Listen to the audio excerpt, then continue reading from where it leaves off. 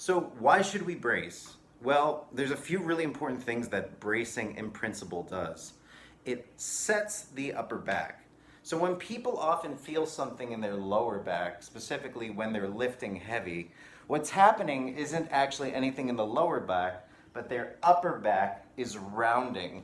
So when you see some of those really bad deadlift videos and people are picking something up and they look like they're a cat arching their back, what's happening is their scapula have come apart, everything's sort of loosened up, and they start lifting this way, okay?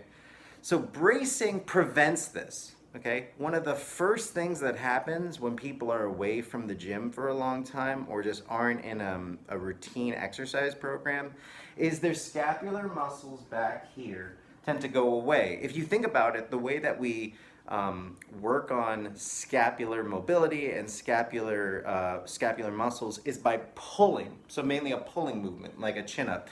And since you're not on the playground every day doing chin-ups on the monkey bars, and since there's nothing in real life that really emulates a vertical pull, what tends to happen is the scapular muscles tend to kind of go away.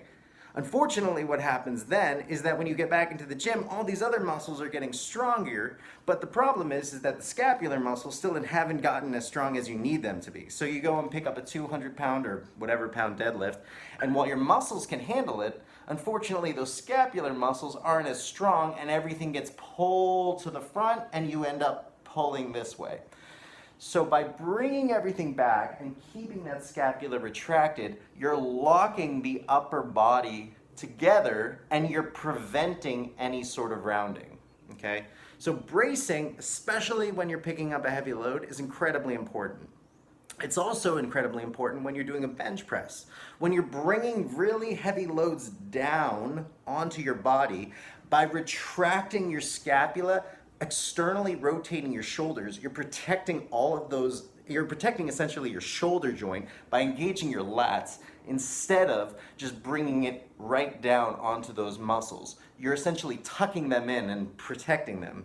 So it's really important in that as well. When you're lifting something up, not only does it prevent your back from rounding, but when you pick something up, if those shoulders, even if you don't round, even if you're picking it up correctly, if those shoulders aren't tucked back, essentially that's compromising your shoulder by pulling it down into the weight.